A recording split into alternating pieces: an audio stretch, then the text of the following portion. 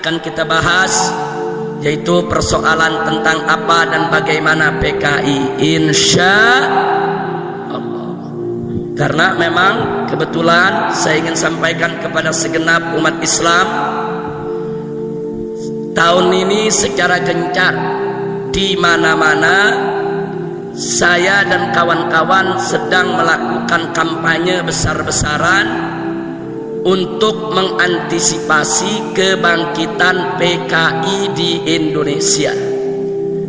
Bahkan sejak bulan Januari tahun 2015 sudah santer kedengaran dari istana bahwa sejumlah LSM komprador, sejumlah komunitas liberal termasuk di dalamnya Komnas HAM, Kontras dan Setara Institut secara resmi menyurati Presiden menggelar konferensi pers meminta agar Presiden Republik Indonesia Joko Widodo atas nama negara meminta maaf kepada PKI. Jadi ini bukan isu, saudara, bukan, ini real. Jadi mereka tulis hitam di atas putih, ada surat, ada konferensi pers, dan terus kami tulis, saudara. Ternyata Bapak Presiden goyang, tekanan dari kanan, tekanan dari kiri, terus ditekan sampai puncaknya di bulan Agustus. Karena Bapak Presiden labil, Bapak Presiden dalam tekanan, bahkan ada tanda-tanda kalau beliau akan minta maaf kepada PKI.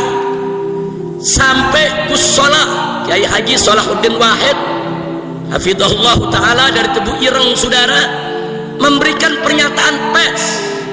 Beliau katakan jika Presiden minta maaf kepada PKI, maka berarti Presiden telah menyakiti perasaan hati seluruh warga NU di Indonesia. Betul? Enggak sampai di situ, bahkan ditegaskan kembali oleh Al-Muhtaram Al-Mukarram Kiai Haji Hasyim Muzadi, mantan Ketua Umum PBNU, saudara, yang saat ini beliau menjadi salah satu anggota One Team Press, Dewan Pertimbangan Presiden. Beliau langsung bicara kepada Presiden, kalau Bapak Presiden sampai minta maaf kepada PKI, bukan NU saja disakiti, seluruh umat Islam Indonesia ikut disakiti, saudara. Betul?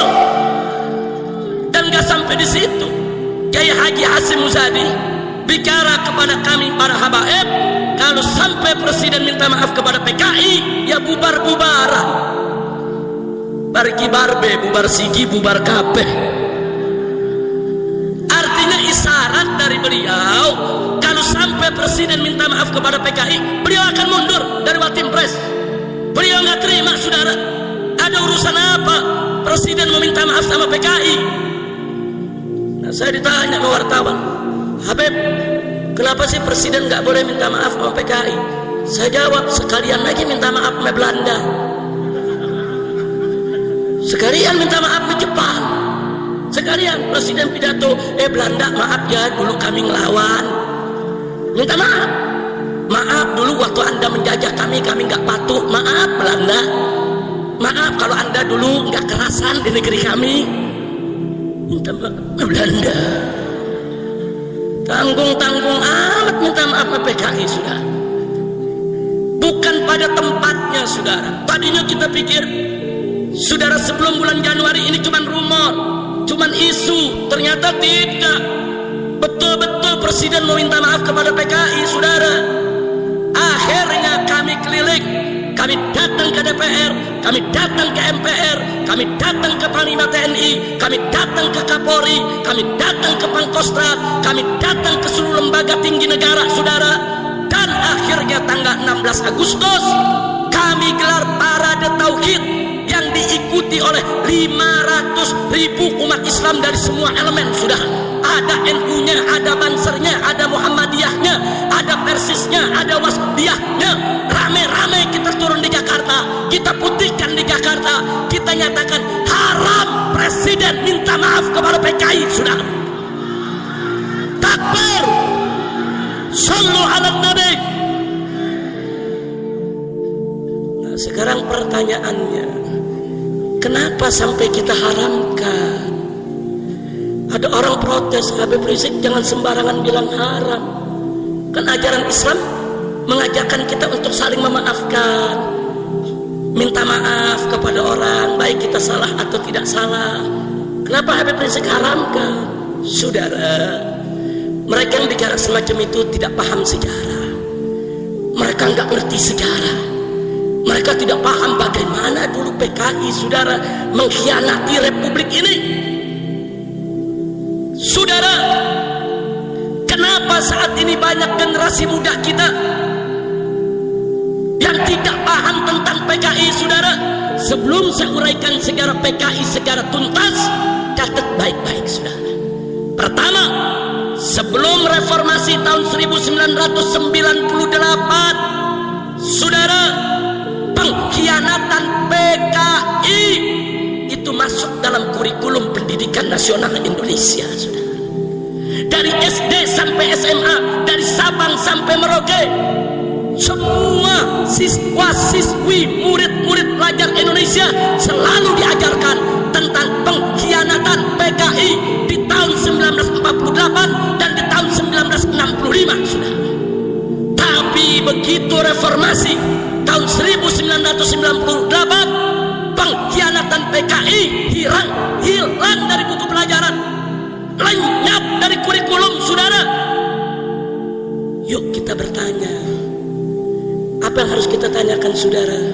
Siapa itu orang kuat yang mampu menghapus PKI dari kurikulum, saudara? Kalau orang biasa, orang lemah, nggak bisa menghapus kurikulum PKI, saudara. Kurikulum PKI secara nasional dihapus sampai hari ini. Makanya pemuda-pemuda Indonesia, saudara, siapapun dia yang lahir di tahun 90-an, yang tahun 98 baru duduk di SD, sampai hari ini mereka tidak pernah mendapat pelajaran tentang pengkhianatan PKI. Mereka nggak tahu siapa PKI, saudara. Nggak sampai di situ. Sebelum tahun 1998, saudara, televisi nasional, baik itu TVRI maupun televisi swasta, diharuskan setiap tanggal 30 September untuk memutar ulang film dokumenter tentang pengkhianatan G30S PKI. Tapi setelah reformasi 98, semua televisi tidak ada lagi yang berani untuk memutar film dokumenter G30S PKI. Dilarang. Pertanyaannya, siapa itu? Siapa yang punya kekuatan untuk melarang semua televisi, saudara? Itu bukan orang kecil, itu bukan orang biasa, itu orang kuat, baik secara keuangan, secara ekonomi, maupun secara politik, saudara. Kalau dia orang lemah, gak bisa, saudara. Dia larang televisi, sampai hari ini tidak berani untuk memutar kembali film dokumenter pengkhianatan PKI. Waktu film itu disetel dari Sabang sampai Merauke, di kampung-kampung orang lihat, orang dengar, orang tonton, orang tahu kebiadaban PKI, saudara. Yang ketiga, saudara, semenjak reformasi tahun 98, saudara, Anda tahu apa yang hilang dari tengah-tengah kita? Dulu sebelum tahun 98, setiap orang akan menjadi pejabat publik, mau jadi bupati, mau jadi wali kota, saudara, mau jadi gubernur, mau jadi anggota dewan, baik dari DPR tingkat pusat sampai daerah, wajib untuk mengikuti litsus, saudara. Ada litsus. Apa itu litsus? Penelitian khusus. Si calon pejabat diperiksa, saudara, bagaimana kaitannya dengan PKI dari semua aspek, saudara, baik kekerabatan, pertemanan, pergaulan, sampai kepada pemahaman dan ideologinya, saudara. Kalau teridentifikasi seorang calon pejabat ada paham-paham PKI, ditolak, nggak bakal dilantik, dibatalkan. Tapi sekarang, saudara, di DPR RI kita punya daftarnya, tidak kurang dari 100 anggota DPR RI. Mereka adalah orang-orang yang sampai hari ini tetap mengkampanyekan ideologi PKI. Bisa jadi anggota DPR RI. Bahkan ada yang bangga. Dia ledek kita semua, saudara. Dia masuk ke salah satu partai, kemudian masuk menjadi anggota DPR RI, saudara. Kemudian setelah itu menjadi ketua salah satu komisi di DPR RI. Lalu dia buat buku, apa judulnya, saudara? Aku bangga jadi anak PKI. Enggak sampai di situ, dia bikin buku lagi dengan judul Anak PKI Masuk Parlemen. Maksudnya dia mau ledek kita semua. Dia mau ledek kiai, dia mau ledek pesantren, dia mau ledek umat Islam. Aku anak PKI, mau apa? Aku sekarang di DPR, mau apa? Insya Allah, saudara, kita umat Islam tentu tidak memusuhi anak-anak PKI. Yang salahkan dulu orang tuanya, bukan anaknya. Dalam Islam tidak ada dosa keturunan, saudara. Tapi tolonglah anak-anak PKI tersebut, saudara, jangan lagi mengkampanyekan ideologi bapaknya. Sudahlah, mafat-tafat yang sudah berlalu biarkan dia berlalu. Bapaknya dulu salah, ya sudah salah, doakan saja semoga diampuni oleh Allah. Tinggal anak-anaknya jangan melanjutkan ideologinya, saudara. Ayo menyatu dengan umat Islam. Silakan mereka ikut NU, ikut Muhammadiyah, ikut majelis taklim. Anak-anaknya masuk pesantren, biar besok bisa jadi ustaz, jadi kiai, saudara. Kita tidak memusuhi mereka, tidak. Saya juga tidak setuju kalau anak-anak keturunan PKI dipres, ditekan, dimusuhi, hak politiknya dikebiri. Nggak boleh. Mereka punya hak ekonomi, hak politik, hak sosial yang tidak boleh kita ganggu. Tapi syarat, mereka tidak boleh lagi mengkampanyekan ideologi PKI. Mereka tidak boleh lagi memperjuangkan kebangkitan PKI. Mereka tidak boleh lagi menghidupkan PKI di Republik ini. Betul? Takbir. Sallu ala Nabi. Jadi saudara, pertanyaannya, siapa itu yang menghapus litsus itu dari DPR, saudara? Dari pejabat publik, saudara? Itu bukan orang biasa. Kalau orang biasa nggak bisa menghapus litsus, saudara. Itu orang yang punya kekuatan politik, kekuatan ekonomi, kekuatan uang, saudara. Makanya di sini perlu saya katakan, kalau ada pejabat atau siapapun mengatakan, saudara, tidak usah cerita PKI, PKI masa lalu, PKI sudah finish, PKI mustahil bangkit kembali, bohong, saudara. Kalau ada yang bicara semacam itu, mereka sedang menina bobokan masyarakat Indonesia, supaya kita lalai, supaya kita tidak waspada, supaya PKI dengan leluasa bangkit kembali di tengah-tengah kita. Dan ini kenyataannya, saudara. Insya Allah, gara-gara kita pikir, oh PKI udah selesai, PKI udah habis, PKI mustahil bangkit lagi. Saudara, tahu-tahu apa yang terjadi? Kurikulum pengkhianatan PKI hilang dari sekolah. Film dokumenter pengkhianatan PKI hilang dari televisi, saudara. Litsus, penelitian khusus untuk calon pejabat, saudara, dihapuskan, saudara. Hati-hati, saudara. Mereka sedang menyusun kembali kekuatan, saudara. Maka jangan salahkan saya kalau saya mengatakan, mereka mengatakan komunis sudah habis, komunis sudah selesai. Mereka sebetulnya sedang meninak bobokan kita supaya kita lalai, supaya kita tidak waspada. Nah, buktinya sekarang kita lihat, kalau kita buka internet, berapa banyak anak-anak muda kita yang tidak tahu PKI, bela PKI, saudara, atas nama hak asasi manusia, atas nama kebebasan, saudara. Berapa banyak mereka bela-bela PKI? Mereka bilang PKI baik, PKI pejuang, PKI pahlawan, PKI revolusioner. Karena itu pada malam hari ini, yuk kita belajar dari sejarah. Allah berfirman dalam Al-Quranul Karim, faqala ta'ala, fa'tabiru ya ulil absar. Ambillah pelajaran, wahai mereka yang punya akal pikiran, punya hati nurani. Jangan lalai dari sejarah kita, saudara. Karena Nabi berpesan, orang beriman itu tidak jatuh dalam satu lubang dua kali, saudara. Jangan sampai nanti kita jatuh lagi, terjebak oleh paham-paham PKI yang ingin menghancurkan kita, saudara. Nggak sampai di situ, umat Islam, saudara, harus merapatkan barisan.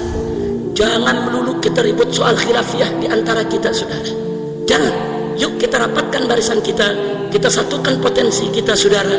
Karena jika kita tidak bersatu dari hari ini, besok begitu PKI bangkit, kita hanya akan menjadi korban mereka, saudara. Hati-hati Pak Bu ya. Begitu saya mau tanya pada malam hari ini, siap untuk mengkaji soal PKI? Saya mau tanya semua, siap mengkaji soal PKI? Mau tahu PKI? Betul. Takbir. Sallu alaihi. Saya akan uraikan soal PKI secara rinci. Nanti Anda yang menilai, saudara. Apakah Presiden pantas minta maaf kepada PKI atau tidak? Nanti Anda yang menilai. Apakah PKI itu pejuang atau pecundang? Apakah PKI itu pahlawan atau bajingan, saudara? Nanti Anda yang menilai. Saya hanya memberikan informasi sejarah yang bisa dipertanggungjawabkan, bukan konon katanya, saudara. Tidak. Ada arsipnya, ada dokumennya, ada foto-fotonya, saudara. Arsip nasional. Nah, karena itu, saudara, di awal ceramah ini juga saya ingin mengingatkan kepada semua akan amanat Allah Subhanahu wa taala dalam Al-Qur'an. Faqala ta'ala wa'tasimu bihablillahi jami'a wa la tafarraqu. Berpegang teguhlah kamu sekalian kepada hablullah, tali Allah, agama Allah, hukum Allah, aturan Allah, dan jangan sekali-kali kamu berpecah belah. Kita harus bersatu dalam iman dan Islam. Kita harus bersatu dalam akidah. Kita harus bersatu dalam menegakkan Islam. Kita harus bersatu dalam menegakkan hukum Allah. Kita harus bersatu dalam iman dan takwa kepada Allah Subhanahu wa ta'ala. Saya mau tanya semua, siap bersaudara? Siap bersatu? Siap bela Allah dan Rasulnya? Siap bela Islam? Siap bela negara Indonesia? Takbir. Sallu ala Nabi. Allahumma salli wa sallim wa barik alaihi. Kita mulai, saudara. Perhatikan baik-baik, khususnya generasi muda yang mau tahu tentang PKI, dan nanti kita lihat bagaimana dahsyatnya peran NU dan Banser dalam melawan PKI, saudara. Kita mulai dari tahun 1914, saudara. Sebelum kemerdekaan Indonesia, 85 tokoh komunis dari Belanda datang ke Indonesia mendirikan Perserikatan Buruh Sosialis Demokratik, saudara. Diberi nama ISDV. ISDV itu singkatan dari Industri Sosialis Demokratik Vereniging, yang artinya Serikat Buruh Sosialis Demokratik yang berpaham komunis, yang berkiblat kepada Uni Soviet. Kenapa ISDV ini didirikan di Indonesia oleh 85 tokoh komunis Belanda? Karena Partai Sosialis di Belanda hendak menggoyang pemerintahan Hindia Belanda, saudara. Kenapa mau digoyang? Karena pemerintahan Hindia Belanda, saudara, berpaham kapitalis. Jadi mereka mau goyang stabilitas politik untuk mereka jatuhkan pemerintah kapitalis yang berkuasa, agar mereka bisa kudeta ganti dengan pemerintahan komunis Belanda, saudara.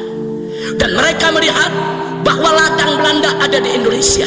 Belanda mengambil segala kekayaan Indonesia, rempah-rempah, segala macam produk pertanian, ladang, persawahan. Kekayaan Belanda diambil dari Indonesia, saudara. Maka itu tokoh-tokoh komunis ini melihat goyang Indonesia, niscaya goyang pemerintahan Hindia Belanda. Kalau pemerintah Hindia Belanda sudah goyang, bukan kapitalis, ganti dengan komunis, saudara. Itu manifesto politik mereka, saudara.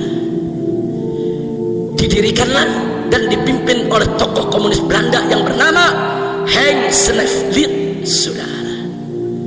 Apa yang dilakukan oleh serikat buruh ini? Dia merekrut para petani dan para buruh di kampung-kampung, saudara. Buruh-buruh perkebunan, buruh-buruh pelabuhan, saudara, buruh-buruh stasiun, terminal, di mana-mana, pabrik-pabrik. Mereka rekrut termasuk para petani, saudara, dengan janji kalau ikut ISDV mereka akan terlindungi secara hukum maupun politik, saudara. Karena mereka resmi disetujui oleh pemerintah Belanda, sehingga pemerintah Belanda nggak sembarangan berani ganggu buruh dan tani.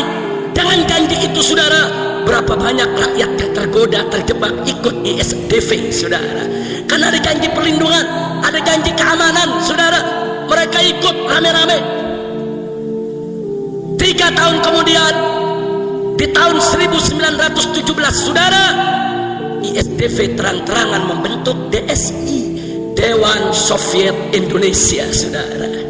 Dia tunjukkan warnanya kalau dia bekerja sama dengan Uni Soviet yang ketika itu menjadi biang komunisme internasional, biang komunisme dunia, saudara. Ternyata ISDV dilindungi secara politik internasional oleh Uni Soviet. Lalu apa yang terjadi setelah itu, saudara?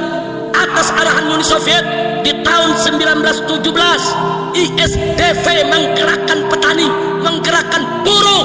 Mereka tes gas, mereka coba-coba, saudara, bikin percobaan kerusuhan. Mereka bakar pabrik, mereka bakar perkebunan, mereka bakar pertokoan, saudara. Di mana-mana tes gas. Mereka menguji coba, saudara, bisa tidak menggoyang Belanda, saudara. Akhirnya, saudara, mereka semua ditangkap oleh Belanda. Belanda turun mengatasi kerusuhan yang ada, saudara. Akhirnya tokoh-tokoh komunis Belanda tersebut ditangkap dan dikembalikan ke Belanda, saudara. Hanya beberapa gelintir yang dinyatakan tidak bersalah diizinkan untuk tidak kembali, saudara. Tapi yang kesian adalah petani dan buruh, saudara. Mereka ditangkapi oleh Belanda, yang ditembak mati, yang digantung di jalanan, yang dibui, yang dipenjara, saudara, disiksa setiap hari. Orang Belandanya ditangkap, dipulangin ke Belanda, selesai. Tapi orang kita dikorbankan, saudara. Itu yang dilakukan ISDV. Jadi anak-anak PKI jangan coba-coba sok-sok bangga-banggaan, saudara. Anak-anak PKI di Indonesia apa mereka bilang? Kami pejuang, kami pahlawan, kami revolusioner.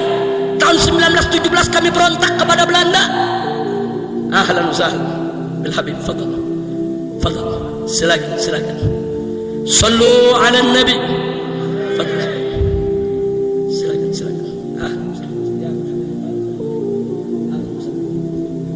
Kira-kira yang saya sampaikan jelas tidak? Saya tanya semua, kira-kira yang saya sampaikan jelas tidak? Paham semua? Betul? Jadi anak-anak PKI sekarang, saudara, mereka apa mereka bilang? Perhatikan semua, ini penjelasan sejarah yang amat penting. Tolong perhatikan semua, jangan sampai luput dari perhatian. Jadi saudara, anak-anak PKI sekarang lewat internet apa mereka bilang? Kami pejuang, kami revolusioner. Dulu tahun 1917 kami lawan PKI. Sebelum yang lain berani melawan PKI, kami yang sudah melawan PKI. Bohong. ISDV ketika itu melawan Belanda bukan untuk kemerdekaan Indonesia, bukan untuk kelahiran NKRI. Mereka melawan Belanda, saudara, hanya untuk menggulingkan pemerintahan kapitalis diganti dengan pemerintahan komunis. Mereka kerja untuk Belanda, mereka kerja untuk komunis Soviet, mereka kerja bukan untuk kemerdekaan Indonesia, saudara. Betul? Takbir. Makanya jangan tertipu, saudara, dengan pemutarbalikan sejarah. Makanya anak-anak muda yang gak baca sejarah, mereka pikir betul PKI pejuang, saudara. Tunggu dulu, suruh bicara sama yang ngerti sejarah, jangan mereka bicara sama yang tidak ngerti sejarah, saudara. Kira-kira jelas tidak? Paham semua? Baik, kita lanjutkan, saudara. Tahun 1917 setelah terjadi kerusuhan, ditangkap tokoh-tokoh Belanda. Tapi ISDV tidak dibubarkan oleh Belanda, saudara. Dengan pertimbangan Belanda mencoba untuk memanfaatkannya karena sudah punya cabang sampai ke daerah, saudara. Akhirnya ISDV tetap diizinkan ada, tapi dalam kontrol ketat pemerintah Hindia Belanda. Nah, saudara, karena dikontrol, orang-orang Belanda memilih hanya menjadi pembina dan penasehat. Diangkatlah Semaun dari Surabaya dan Darsono dari Solo untuk memimpin ISDV yang di tahun 1920 mengganti nama menjadi PKH, Perserikatan Komunisme Hindia Belanda, saudara. Bukan ISDV lagi namanya PKH. Yang pimpin bukan orang Belanda lagi, tapi Semaun dari Surabaya dan Darsono dari Solo, saudara. Kita lanjutkan, saudara. Setelah itu di tahun 1924 digelar konferensi Perserikatan Komunisme Hindia yang disingkat PKH di kota Semarang, Jawa Tengah, saudara. Melalui konferensi tersebut, PKH ganti nama menjadi PKI, Partai Komunis Indonesia. Yang diangkat menjadi pimpinan adalah Musso dan Alimin, saudara. Catat baik-baik, saudara. Kenapa mereka berubah menjadi partai? Sebab di awal tahun 1924 ada konferensi komunisme internasional yang diadakan di Moskow, menginstruksikan kepada seluruh serikat buruh yang berkiblat ke Soviet untuk membentuk partai politik di negeri masing-masing, saudara. Ini semua arahan Soviet, saudara. Ini kerja Soviet. Lalu tahun 1927, saudara, tanpa diduga ini PKI berkembang pesat. Setelah menjadi partai, makin banyak orang yang berminat, saudara, dengan aneka rakam janji. Kalau ikut PKI partai, nanti bisa jadi pejabat, nanti bisa jadi anggota dewan, nanti bisa jadi ini, bisa jadi itu, saudara. Buruh dan tani berbagai daerah rame-rame ikut kepada PKI, saudara. Nggak main-main, saudara. Akhirnya apa yang terjadi? Di tahun 1924 mereka lakukan kerusuhan besar-besaran, saudara. Lebih besar dari tahun 1917. Mereka bakar terminal, mereka bakar stasiun, mereka lakukan sabotase kepada kantor-kantor pemerintah, mereka bakar perkebunan, mereka bakar hutan, mereka bikin kekacauan di mana-mana. Buruh-buruh mogok kerja, saudara, dibikin kekacauan. Pemerintah Hindia Belanda marah besar, diturunkan tentara sebanyak-banyaknya untuk mengatasi para buruh dan tani, dan akhirnya kerusuhan itu bisa diatasi oleh Belanda. Bagaimana pimpinan PKI, saudara? Musso dan Alimin dibuang ke Moskow, bukan di penjara, saudara. Dibuang ke Moskow atas permintaan Uni Soviet. Di Moskow dia punya rumah, di Moskow punya mobil, di Moskow dia dapat gaji, saudara. Agen KGB, agen rahasia Uni Soviet. Lalu bagaimana dengan rakyat, petani dan buruh, saudara, yang diprovokasi, yang dihasut untuk melakukan kerusuhan? Mereka diperondong oleh Belanda, dibantai oleh Belanda, dibunuh oleh Belanda. Berapa ribu yang mati? Dan 13.000 orang ditangkap, dibuang ke Irian, Papua sana, saudara. Dipaksa kerja keras, rodi. Nggak sampai di situ, petani-petani ditangkapi, ditembak satu persatu, mayatnya digantung di jalan-jalan, saudara. Insya Allah. Jadi di sini juga anak-anak PKI jangan coba-coba mengatakan kami pejuang, kami revolusioner. Dulu orang-orang tua kami melawan Belanda. Dulu PKI melawan Belanda bukan untuk memerdekakan Indonesia. Dulu PKI melawan Belanda, saudara, mereka hanya menjadi alat Uni Soviet untuk mengguringkan pemerintahan kapitalis di Eropa untuk diganti dengan pemerintahan komunis. Buruh dan tani hanya dijadikan korban, buruh dan tani hanya dijadikan bemper. Kurang ajar ini PKI, saudara. Begitu saya mau tanya semua yang ada di sini, kalau gitu PKI licik tidak? Licik tidak? Mengorbankan rakyat, buruh, petani, jahat tidak? Zalim tidak? Itu yang mereka lakukan, saudara. Baca manifesto PKI, mana ada untuk memerdekakan Indonesia? Enggak ada, saudara. Akhirnya di tahun 1927, setelah PKI melakukan kerusuhan besar, dibubarkan oleh Belanda, saudara. Sejak saat itu finish PKI tidak ada, saudara. Bagaimana nasib Musso, Alimin? Tinggal di Uni Soviet, saudara. Dibina, dididik oleh KGB. Dan setiap tahun Musso dan Alimin selalu hadir dalam konferensi komunis internasional di Berlin, Jerman, di Beijing, China, dan di Moskow, Uni Soviet, mengatasnamakan Indonesia, saudara. Jadi biar Anda tahu, ini kaki tangan Uni Soviet, tapi mereka nggak balik ke Indonesia, saudara. Singkat cerita, menjelang kemerdekaan Republik Indonesia tahun 1945, tokoh-tokoh nasional bersama para kiai kita kumpul musyawarah, saudara, untuk merumuskan bagaimana kelak bentuk dan dasar negara Indonesia jika merdeka, saudara. Siapa yang terlibat di sana? Satu, almarhum wal maghfurullah Kiai Haji Abdul Wahid Hashim, putra pendiri NU, Hadratus Syekh Al-Alimul Allamah Kiai Haji Hasim Asy'ari radhiyallahu taala anhu wa an jami'il muslimin. Tokoh nomor satu NU hadir, saudara, dalam musyawarah untuk melahirkan NKRI. Yang kedua adalah almarhum wal maghfurullah Kiai Haji Abdul Qahar Mudzakkir, pimpinan Muhammadiyah ketika itu, saudara. Dan yang ketiga adalah almarhum wal maghfurullah Kiai Haji Agus Salim yang ketika itu menjadi pimpinan Sarekat Islam, saudara. Ini trio kiai, ini trio ulama, saudara, luar biasa. Kenapa Bung Yamin, Bung Hatta berbulan-bulan berdebat dengan kiai kita tiga ini untuk bicara dasar negara, nggak menang, saudara. Nggak menang. Bagaimana Bung Hatta, Bung Karno, Bung Yamin mau menang berdebat sama kiai yang hafal Quran?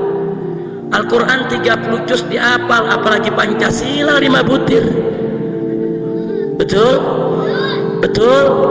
Makanya nggak menang, saudara. Bung Hatta, Bung Karno, Bung Yamin ngotot Indonesia harus menjadi negara sekuler, saudara. Sebagaimana tadi Ibu Nyai, wakil bupati kita mengatakan negara nggak bisa dipisah dari agama. Itu prinsip NU dari semenjak berdiri, saudara.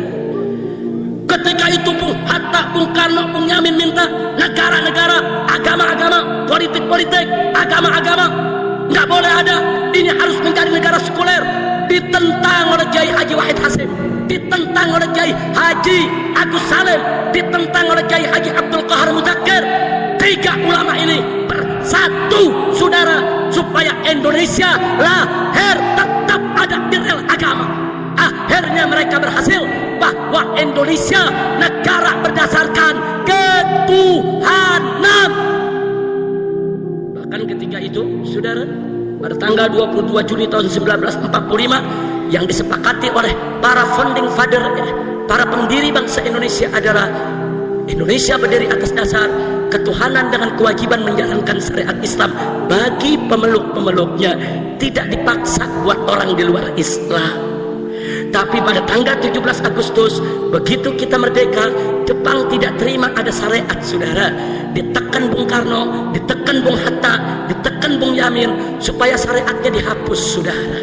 Akhirnya tanggal 18 Agustus digelar lagi sidang. Sayang sejuta sayang, saya harus kabarkan kepada masyarakat NU yang ada di Tegal, begitu digelar musyawarah kembali, trio ulama nggak diundang lagi, saudara. Kiai Haji Wahid Hasim tidak hadir, Kiai Haji Abdul Qahar Mudzakkir tidak hadir, Kiai Haji Agus Salim tidak hadir. Kenapa mereka bertiga tidak diundang? Karena Bung Hatta, Bung Yamin, dan juga saudara Bung Karno, mereka tahu kalau tiga kiai ini diundang nggak menang berdebat, saudara. Mereka udah tahu kok, berbulan-bulan berdebat sama kiai soal dasar negara, saudara, nggak menang. Akhirnya ketuhanan diganti. Ketuhanan dengan kewajiban menjalankan syariat Islam bagi pemeluk-pemeluknya, dengan kewajiban dan seterusnya dicoret, dihapus, saudara. Hanya tinggal ketuhanan.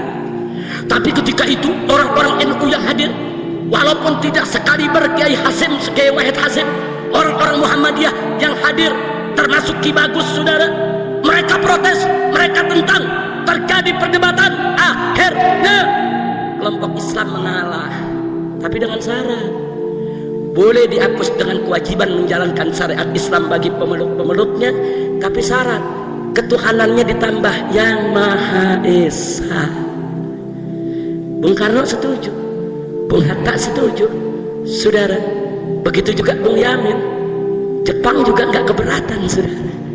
Inilah, saudara, inilah pertolongan Allah. Wa yamkuruna wa yamkurullah wallahu khairul makirin. Mereka berusaha menghapus syariat dari dasar negara, dihapus, tapi tanpa mereka sadari syariat dihapus, tauhid yang datang, saudara. Saya mau tanya, ketuhanan yang Maha Esa, saudara, siapa Tuhan yang Maha Esa? Jawab yang kompak, siapa Tuhan yang Maha Esa? Siapa Tuhan yang Maha Esa? Siapa Tuhan yang Maha Esa? Syariat dihapus, gantinya tauhid, saudara. Subhanallah. Jepang nggak sadar, saudara. Syariat hilang, diganti tauhid, naik pangkat, saudara. Alhamdulillah. Itu cerdasnya orang NU dulu. Itu cerdasnya orang Muhammadiyah dulu. Itu cerdasnya para kiai dulu yang berjuang untuk mendirikan negara Republik Indonesia. Bagus tidak? Bagus tidak? Saya tanya, kalau begitu jasa NU dalam mendirikan NKRI besar tidak? Besar tidak? Tidak bisa dihapus dari lembaran sejarah, saudara. Tanpa NU, jangan mimpi NKRI ini hadir. Tanpa NU, jangan mimpi Pancasila itu ada, saudara. Tanpa NU, jangan mimpi dasar negara kita ketuhanan yang Maha Esa. Dengan izin Allah Subhanahu wa Ta'ala, dengan rahmat dan berkahnya, NU Muhammadiyah Syarikat Islam saat itu bersatu untuk melahirkan NKRI yang berdasarkan ketuhanan yang Maha Esa. Sekali lagi bersyukur, alhamdulillah. Kira-kira jelas tidak? Nah, saya mau tanya, ada PKI ikut rapat? Enggak ada. Ada PKI ikut musyawarah? Enggak ada, saudara. PKI udah bubar. Musuh Alimin ada di Soviet, saudara. Enggak ada mereka ikut merumuskan lahirnya negara kesatuan Republik Indonesia. Enggak ada PKI ikut rapat, enggak ada PKI ikut musyawarah, enggak ada PKI ikut sidang melahirkan negara. Tidak ada. Yang melahirkan negara Republik Indonesia adalah saudara Kiai Haji Wahid Hashim, Kiai Haji Abdul Qahar Muzakir, Kiai Haji Agus Salim, Bung Karno, Bung Hatta, Bung Yamin, dan kawan-kawan yang ikut dalam sidang BPPKI, saudara. Itu yang melahirkan Republik Indonesia. Tidak ada PKI. Kira-kira jelas tidak? Paham tidak? Alhamdulillah. Ada PKI ikut dalam melahirkan Republik? Ada, saudara. Lanjut. Panjang ini. Lanjut jangan. Udah malam. Udah terus. Mau hujan. Warabobo. Lanjut. Nih bisa panjang sampai pagi nih. Boleh sampai pagi? Boleh sampai pagi? Ente sampai pagi, anda pulang. Masya Allah. Baik, kita lanjutkan, saudara. Tibalah kemerdekaan Republik Indonesia pada tanggal 17 Agustus tahun 1945. Begitu kita merdeka, saudara, membentuk pemerintahan, tidak ada satu PKI pun yang dilibatkan dalam pemerintahan, saudara. Yang terlibat dalam pemerintahan adalah tokoh-tokoh nasional dan para ulama, para kiai dari NU Muhammadiyah dan Syarikat Islam. Mereka yang dilibatkan, saudara, dan mereka sepakat Soekarno sebagai presidennya, Bung Hatta sebagai wakilnya, walaupun belum ada pemilu, saudara. Ketika itu belum ada pemilu, saudara, tapi mereka sepakat untuk menyelamatkan negara, di mana Bung Karno, Bung Hatta mendapatkan tugas untuk menjaga stabilitas negara, menjaga kedaulatan kemerdekaan Republik Indonesia sampai bisa digelarnya pemilihan umum, saudara. Bagus tidak? Saya tanya, umat Islam kompak begitu? Bagus tidak? Bagus tidak? Siap kompak semua? Takbir! Kita kompak merdeka, saudara. Makanya jangan berpecah belah. Baik, saudara. Akhirnya, saudara, tokoh PKI dari Uni Soviet bulan Oktober pulang dari Moskow, saudara. Mereka pulang dari Moskow dengan Indonesia merdeka, saudara. Rame-rame mereka pulang. Mereka kumpulkan mantan-mantan tokoh PKI. Mereka menghadap ke Bung Karno. Mereka minta dilibatkan di dalam kekuasaan, saudara. Mereka merasa diri mereka masih besar. Mereka merasa mereka punya anggota di mana-mana. Tapi ditolak oleh Bung Karno dan kawan-kawan, saudara. Siapa mereka? Datang-datang minta kekuasaan. Unyil. Jadi saya tanya, kalau begitu Bung Karno menolak, bagus tidak? Bagus tidak? ditolak. Nah, perhatikan, ini urusan Tegal ini, saudara. Ini urusan Tegal nih. Apa yang saya mau sampaikan, saudara? Begitu PKI ditolak, saudara, yang pertama PKI lakukan, mereka membangun gerakan bawah tanah, saudara. Di antara yang mereka bangun di Tegal ini, saudara, saya sebut di Tegal. Satu, mereka bentuk API, Angkatan Pemuda Indonesia. Dua, mereka bentuk AMRI, saudara, Angkatan Muda Republik Indonesia.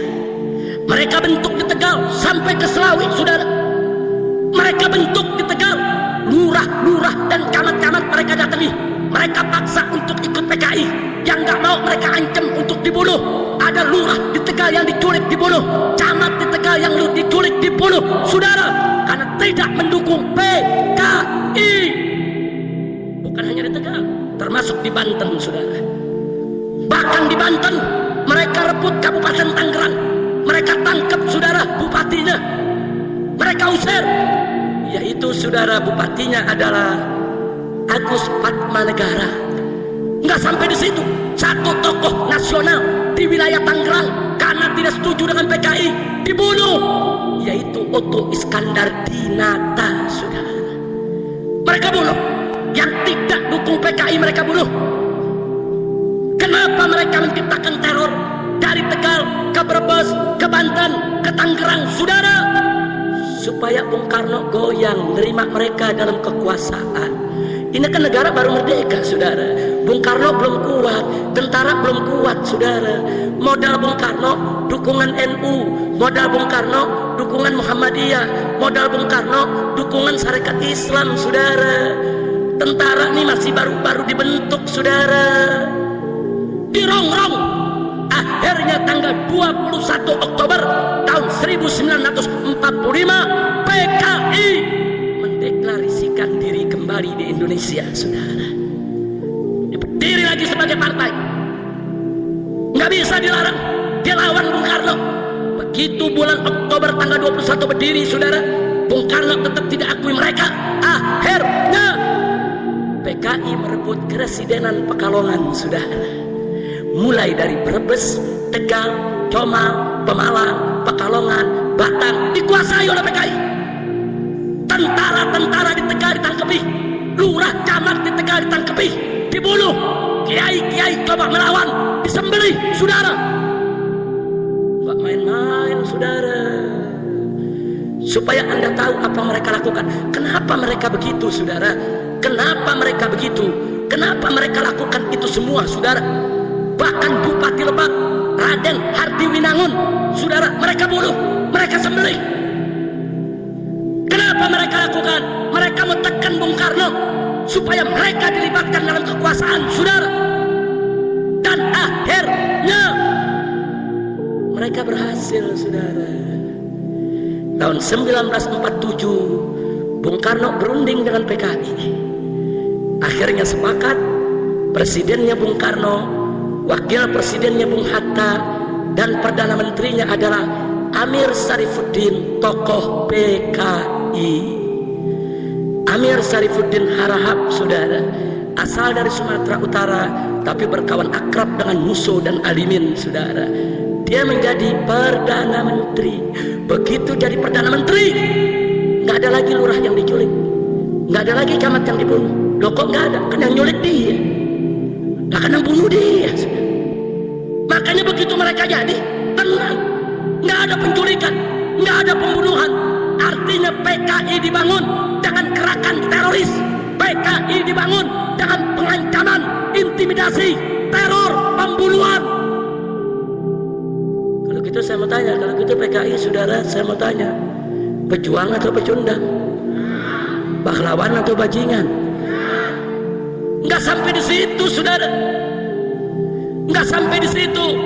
Cirebon mereka serbu, tentaranya mereka tangkapi, semua senjatanya mereka lucuti, sampai Istana Langkat di Sumatera Utara, saudara, mereka serbu, sultannya mereka bunuh, keluarganya mereka bantai, harta bendanya semua mereka rampas. Mereka halalkan untuk merampas harta benda siapa saja yang tidak sejalan dengan mereka. Insya Allah. Jadi PKI saat itu di Jawa Tengah cukup kuat, saudara. NU di Jawa Tengah ketika itu cukup terjepit, saudara. Tapi NU tetap solid. Pembelaannya terhadap ulama luar biasa, khususnya para pemuda Ansor dan Banser, saudara. Lanjut. Para ulama marah, NU marah, Muhammadiyah marah, Syarikat Islam marah, protes. Kenapa PKI bisa menjadi Perdana Menteri, saudara?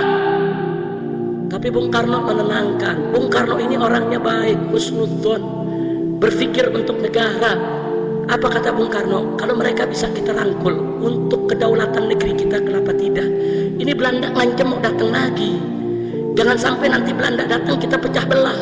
Sudahlah kita rangkul, yang penting kita bersatu untuk lawan Belanda, saudara. Ingat, Bung Karno, saudara, ketika itu posisinya masih lemah, baru merdeka. Jadi Bung Karno harus berpikir panjang untuk tidak menciptakan konflik sesama anak bangsa, saudara. Wajar, makzur, nggak bisa disalahkan saat itu putusan Bung Karno, saudara. Jelas tidak? Tapi akhirnya PKI memanfaatkan kesempatan. Sepanjang tahun 1947, saudara, begitu Amir Syarifuddin menjadi Perdana Menteri, saudara, itu kepala-kepala dinas di pegawai negeri sipil diganti dengan kader-kader PKI, komandan-komandan polisi, komandan-komandan tentara diganti dengan kader-kader PKI. PKI masuk angkatan darat, PKI masuk angkatan laut, PKI masuk angkatan udara, PKI masuk ke pegawai negeri. Semua angkatan PKI masuk, saudara. Marah para ulama, saudara. Tapi ditenangkan oleh Bung Karno. Ulama minta supaya PKI ini kabinetnya dibubarkan. Tapi Bung Karno nggak bisa kerjakan itu, saudara. Tekanan PKI terlalu kuat. Akhirnya kesempatan itu datang. Tanggal 17 Januari tahun 1948, pemerintah Indonesia melakukan perjanjian dengan pemerintah Belanda dalam perjanjian Renville, saudara. Keputusannya merugikan Indonesia, merusak kedaulatan bangsa. Akhirnya ulama tidak tahan, rame-rame datang ke Bung Karno, termasuk Bung Hatta, mengancam Bung Karno, kalau kabinet PKI tidak dibubarkan, Amir Syarifuddin tidak diberhentikan, kami semua mundur dari kabinet Soekarno, saudara. Karena diancam, Soekarno tidak punya pilihan. Amir Syarifuddin diberhentikan dari Perdana Menteri, kabinetnya dibubarkan, saudara. Lalu siapa jadi Perdana Menteri? Bung Hatta merangkap Perdana Menteri, di samping beliau menjadi wakil presiden. Lalu apa yang dilakukan oleh Bung Hatta, saudara? Atas desakan NU, atas desakan Muhammadiyah, atas desakan Syarikat Islam, Bung Hatta, saudara, meluncurkan politik RERA. Apa itu RERA? Re-nya reorganisasi, R-nya rasionalisasi. Maksudnya apa? Semua kader PKI di pegawai negeri sipil diberhentikan oleh Bung Hatta. Semua komandan tentara, komandan polisi yang berasal dari kader PKI diberhentikan, dibersihkan habis-habis negara ini dari unsur-unsur PKI. Bagus tidak? Bagus tidak? Dan Soekarno menyetujui itu, saudara. Karena itu permintaan para ulama, saudara. Lalu apa yang terjadi setelah itu, saudara? PKI marah, saudara. Digelarlah pada bulan Agustus tahun 1948 Kongres PKI secara besar-besaran, saudara. Hasilnya, saudara, tanggal 5 September Musso datang menghadap ke Bung Karno. Apa Musso bilang? Kami PKI minta kepada Presiden untuk berkiblat kepada Uni Soviet. Nggak apa-apa PKI nggak masuk dalam kekuasaan, tapi kiblat Indonesia harus ke Uni Soviet, saudara. Dijawab oleh Bung Karno, kami baru merdeka dari Belanda. Bagaimana mungkin kedaulatan kami gadaikan kepada Uni Soviet? Mustahil. Kami bangsa merdeka, kami bangsa berdaulat. PKI marah, saudara. Marah dengan jawaban Bung Karno. Akhirnya tanggal 12 September, saudara, PKI mulai melakukan teror di Madiun, saudara. Anda tahu Gubernur Jawa Timur Raden Mas Aryo Suryo mereka culik, mereka bunuh. Kepala tentara di Madiun Kolonel Marhadi mereka culik, mereka bunuh. Kepala Rumah Sakit Solo Dr. Mawardi saudara mereka culik, mereka bunuh. Bahkan saudara di tanggal 17 September mereka menyerang pondok pesantren almarhum Kiai Haji Sulaiman Zuhdi Afandi saudara di Magetan. Mereka serbu, santrinya mereka bantai, 108 orang mereka tangkap, kiainya, ustadznya, lurahnya, camatnya, kepala polisinya, kepala tentaranya, 108 orang mereka seret ke pabrik gula Gorang Gareng saudara, dan mereka sembelih satu persatu dan mereka masukkan ke dalam sumur di desa Kojo saudara, kecamatan Bendo, Kabupaten Magetan. Mereka bunuh karena kiai tidak mendukung PKI, karena kiai pro kepada Bung Karno dan Bung Hatta saudara. Supaya kita tahu besoknya setelah membunuh kiai saudara, tanggal 18 Septembernya mereka deklarasikan bahwa Madiun dan sekitarnya saudara menjadi negara baru dengan nama Negara Republik Soviet Indonesia. Presidennya Musso, Perdana Menterinya saudara Amir Sarifuddin. Kira-kira jelas tidak? Saya tanya, khianat bukan itu? Jawab yang keempat, khianat tidak itu? Khianat tidak itu? Tidak sampai di situ saudara. Kader-kader PKI yang di tentara, kader-kader PKI yang di polisi yang dipecat oleh Bung Hatta, mereka mengambil alih lagi posisi di Jawa Tengah saudara. Akhirnya apa yang terjadi besoknya? Mereka rebut setelah Madiun, mereka rebut Magetan, mereka rebut Ponorogo, kemudian mereka keliling, mereka rebut Cepu, Rembang, Wonogiri, Sukoharjo saudara, Purwokerto, hampir seluruh Jawa Tengah mereka rebut saudara. Soekarno tidak berdaya. Soekarno panggil Panglima Besar Jenderal Sudirman, ditugaskan oleh Bung Karno untuk menyelesaikan persoalan Jawa Tengah harus dipulihkan. Sementara tentara-tentara di Jawa Tengah sudah dilucuti oleh PKI saudara. Akhirnya tentara Siliwangi dari Jawa Barat dan tentara dari Jawa Timur semua merapat ke Jawa Tengah di bawah pimpinan Panglima Besar Jenderal Sudirman. Tanggal 30 September Madiun direbut kembali oleh Panglima Besar Jenderal Sudirman saudara. Dan akhir bulan November baru seluruh Jawa Tengah bisa dikuasai kembali oleh NKRI saudara. Tapi apa yang terjadi? Begitu 30 September PKI terusir dari Madiun, mereka meluncur ke arah Magetan. Sepanjang jalan mereka bantai penduduk, sepanjang jalan mereka bunuh orang, sepanjang jalan mereka tangkap, mereka ikat, mereka seret saudara. Ribuan orang mereka tawan, ribuan orang mereka sandera, mereka bawa ke pabrik gula Gorang Gareng dan ke pabrik gula Alas Tewu saudara. Satu persatu disembelih, saking banyaknya yang disembelih, darah yang mengalir sampai ke betis kaki manusia saudara. Ini PKI ini saudara. Kiai dibunuh, pesantren dibakar, jenderal dibunuh, pejabat dibunuh. Ini PKI. Tapi alhamdulillah saudara, bulan November Musso Alimin tertangkap dan dihukum mati, dieksekusi oleh tentara saudara. Dan seluruh Jawa Tengah akhirnya bisa diambil alih kembali. Alhamdulillah. Saya mau tanya jujur, kira-kira PKI kalau udah begitu pantasnya dibubarin tidak? Jujur, jawab yang kompak. Bubarin jangan, bubarin jangan. Khianat tidak, zalim tidak, biadab tidak. Tapi sayang, sejuta sayang, Bung Karno memutuskan tidak membubarkan PKI saudara. NU protes, Muhammadiyah protes. Apa jawab Bung Karno? Yang salah kan yang di Madiun, PKI yang lain kan gak terlibat. Jangan kesalahan sebagian oknum dilimpahkan kepada semua PKI. Itu alasan Bung Karno saudara. Akhirnya PKI tidak dibubarkan, melainkan PKI menggelar kongres kembali tahun 50 dan mengganti kepemimpinan saudara. Karena Musso udah dihukum mati, Alimin udah dihukum mati. Kali ini yang memimpin adalah DN Aidit, Dipo Nusantara Aidit saudara. Dan satu lagi adalah Nyoto. Tahun 50 saudara mereka menjadi pimpinan PKI. Apa yang mereka buat, saudara? Ini mereka habis berontak, habis bunuh orang, habis bantai kiai. Bagaimana caranya supaya rakyat melupakan itu, saudara? Mereka tahu rakyat cinta Bung Karno, rakyat hormat Bung Karno.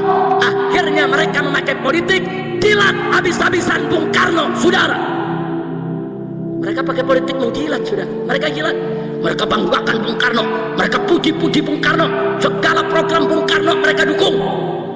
Tidak ada mereka tolak. Siapa nyerang Bung Karno, mereka lawan habis-habisan, dan mereka berhasil mengambil hati Bung Karno, saudara.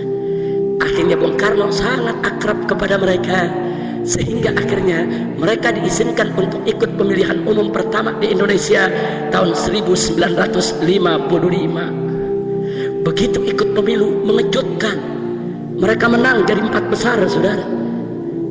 Ketika itu 4 besar partai, saudara, yang menang pemilu, saudara, NU, Masyumi, PNI, partainya Bung Karno, dan PKI. 4 besar. Saat itu, saudara, yang milih PKI 1.500.000 orang. Itu anggota PKI di Indonesia, saudara. Di tahun 55 mereka bisa bangkit lagi, saudara. Akhirnya setelah pemilu 55, saudara, di tahun 57 ulama melihat PKI ini berbahaya. PKI ini masuk ke kampung-kampung, menipu orang, menjebak orang, menyerang agama, saudara, menyerang kaum sarungan, menghina kiai. Akhirnya digelarlah musyawarah ulama Indonesia di Palembang pada tahun 1957, saudara. Hasilnya meminta kepada Presiden Bung Karno untuk membubarkan PKI. Tapi sayang sejuta sayang, permintaan para ulama tidak dikabulkan oleh Bung Karno, saudara.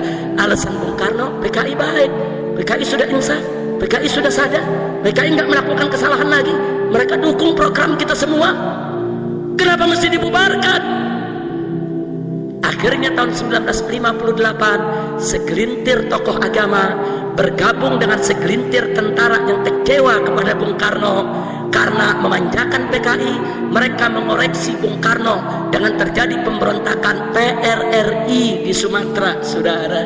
Sebetulnya itu pemberontakan koreksi terhadap Bung Karno. Sejumlah saudara militer dan sejumlah tokoh agama nggak terima Bung Karno begitu manjakan PKI, begitu beri kesempatan kepada PKI. Tapi PRRI tidak kuat, saudara. Dia hanya sekedar koreksi, akhirnya bisa diatasi, saudara. Lalu apa yang terjadi, saudara, setelah itu tahun 1958, saudara? Nah, setelah terjadi pemberontakan daripada PRRI, saudara, tahun 58, saudara, PKI makin dimanjakan oleh Bung Karno. Bahkan di tahun 1960, boro-boro Bung Karno mau terima saran ulama dan kiai, bahkan Bung Karno meluncurkan politik Nasakom, Nasional Agama Komunis. Kiai di kampung-kampung dibujuk oleh Bung Karno, ini tujuannya baik, ini untuk persatuan, ini PKI sudah sadar, saudara. Ya, sebagian ada yang terbujuk dan terayu, sebagian lagi tidak, saudara. Di tahun yang sama, Partai Masyumi, itu singkatan dari Majelis Syuro Muslimin Indonesia, menolak politik Nasakom. Hasilnya tanggal 17 Agustus 1960 Masyumi dibubarkan oleh Bung Karno. PKI minta bubarkan ini, yang nggak terima Nasakom. PKI bela Nasakom habis-habisan, sudah. Makanya tadi saya katakan PKI berhasil menggunakan politik ngejilat Bung Karno habis-habisan, saudara. Masyumi dibubarkan. Bahkan di tahun 1962 2 orang tokoh PKI diangkat oleh Bung Karno sebagai Menteri Besar Penasehat Presiden, yaitu DN Aidit dan Nyoto, saudara. Akhirnya tahun 1963 di dalam rapat kabinet 2 Menteri PKI mendesak Bung Karno untuk mengganyang Malaysia, untuk perang lawan Malaysia, saudara. Tentara menolak, NU menolak, Muhammadiyah menolak, Sarekat Islam menolak. Kenapa harus perang dengan Malaysia?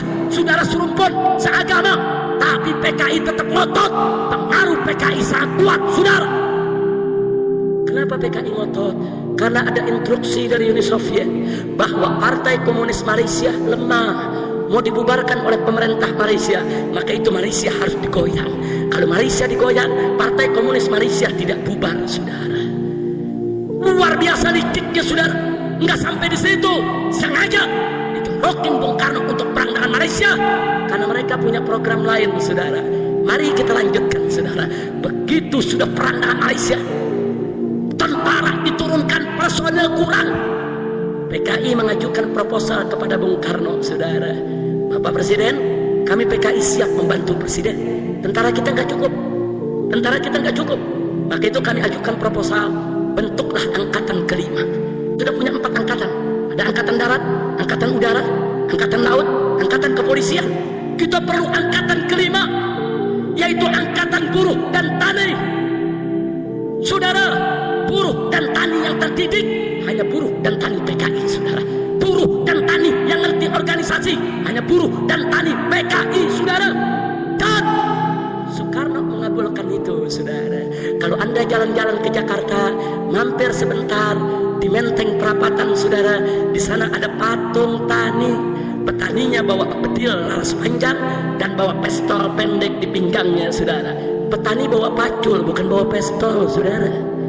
Itu patung PKI yang dibuat di zaman Bung Karno sebagai lambang kejayaan PKI. Sampai hari ini patung itu masih tetap bercokol di Jakarta, saudara. Jadi kita bicara ada fakta, kita nggak bicara konon katanya, saudara. Bukan sejarah, saudara. Lalu apa yang terjadi?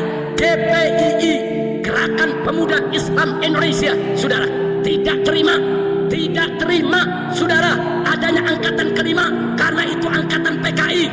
Akhirnya PKI marah, tekan Bung Karno, GPII dibubarkan, saudara.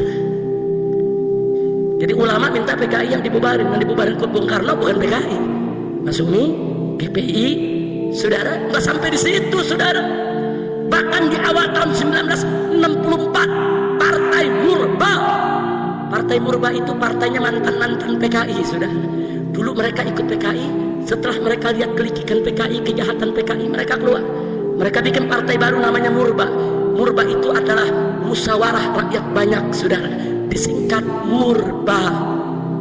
Murba memberitahu kepada Presiden Soekarno, hati-hati angkatan kelima PKI untuk kudeta, untuk berontak. Supaya Bung Karno menolak, membatalkan itu program. Bung Karno nggak mau tahu. Akhirnya Partai Murba dibubarkan juga. PKI senang, saudara. Tahun 65 ini bagian akhir, saudara. Masuk sebelum tahun 65, saudara. Begitu Masumi dibubarkan, kemudian GPII dibubarkan, Murba dibubarkan, banyak ulama protes, saudara. Tahun 63, 64. Ulama protes rame-rame. PKI tekan Bung Karno, tangkap itu semua kiai yang protes, dan akhirnya kiai-kiai ditangkepi, saudara. Almarhum Buya Hamka ditangkap, Mawardi Nur ditangkap, Kiai Haji Iskandar Soleh ditangkap, saudara. Kiai Haji Yunan Helmi Nasution, pimpinan Al-Wasiliyah, saudara, juga ditangkap, saudara. Hampir 30 kiai di Jakarta semua ditangkap oleh Bung Karno dan dijebloskan ke penjara. Saat itu, saudara, PKI melihat musuh-musuhnya udah bubar. Masumi sudah bubar, GPII sudah bubar, PSI bubar, saudara. Murba bubar, saudara. Kiai-kiai udah banyak ditangkap, saudara. Bagi PKI tinggal satu musuhnya, tentara, saudara. Bagaimana cara menghabisi tentara? Bunuh jenderal-jenderalnya, saudara. Kalau jenderal-jenderalnya dibunuh, tentara akan kucar-kacir berantakan, saudara.